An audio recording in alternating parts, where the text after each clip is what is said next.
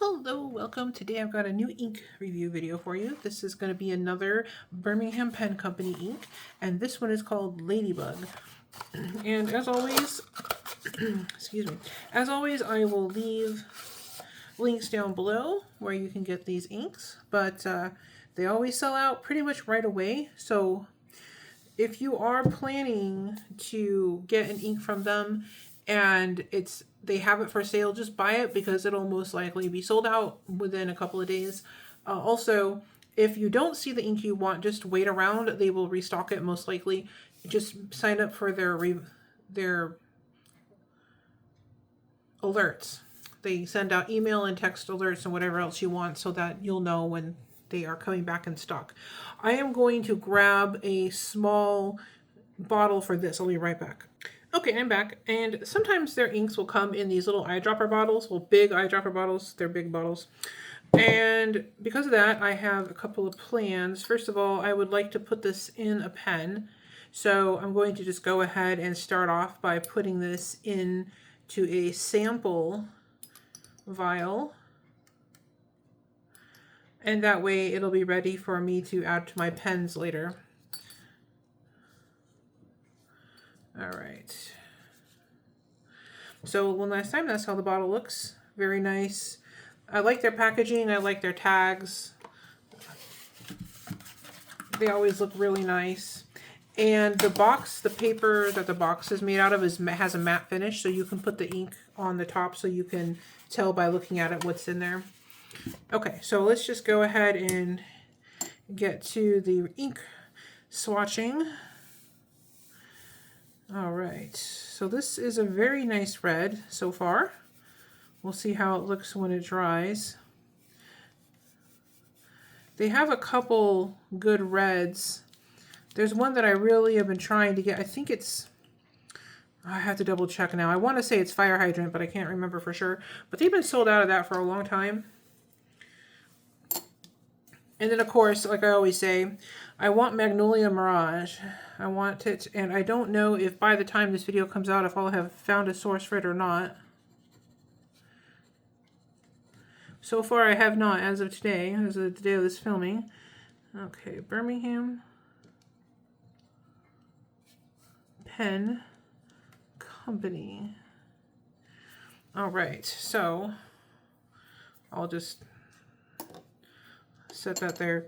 I'm going to put this under a fan to dry, and I'll be right back. Okay, I am back with some copy paper. Let's go ahead and do some tests. And of course, the reason I test these on copy paper is sometimes you're in a situation where you do not have access to your nicer papers. Maybe you're stuck at work or school and you want to write something down and you want to bring your pens or something, and you just want to make sure that the ink is going to behave itself. Okay, this is copy paper. And that is why I do these tests. So far, so good. Let's set that aside to dry, and we'll try this on some HP 32, which is also a type of copy paper, but it's smoother. It has a nice finish on it. It tends to resist the ink a little bit, and so sometimes if the ink has special properties, you might be able to see it on this paper. And that is why I do that test, because for certain inks, this is a good budget option, so that you don't have to buy the more expensive paper. And if there are any other inks or anything you'd like to see me review, if you leave a comment down below, if I can get it, or if I already have it, then we can do a video for you. All right, there we go. That's how that's looking so far. Really pretty color, actually. I'm not really sure how to describe it. It's not at all what I thought it would look like in a good way. Like, it looks better in person. All right, and this is Tomoe River paper, and of course Tomoe River paper tends to resist the ink really well, and it's also very thin and lightweight. And the ink tends to show off its special properties on this paper very nicely.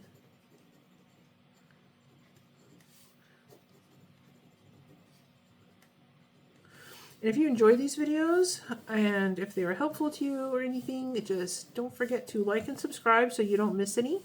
And it also helps me out. There we go. Let's take a look at that. It's kind of a, I want to say it's almost like a strawberry color. Don't really know how to describe it, but it's really pretty. I'm going to check on our swatch and I'll be right back. All right, we are back. So here is how this looks on copy paper. I don't see any feathering. It looks really, really nice. Well, there's a tiny bit of feathering here on the ends, actually, now that I look more closely. Like right there at the tail end of the G and over here. But this pen, this glass pen I use, lays down a lot of ink. So I'm pretty sure if you had a regular pen, especially if it was on the fine, like a smaller nib size, it probably would not feather. That is my guess. But it's a nice rich red even on copy paper. And then here it is on the HP 32. It's a nice, it's even richer, very, very nice. It looks almost like there's the tiniest bit of like shading or haloing going on around here in some of these letters, a tiny bit. Very, very pretty. There is some shading, which is nice. And then here it is on the Tomo River. And you can see that shading even more on here.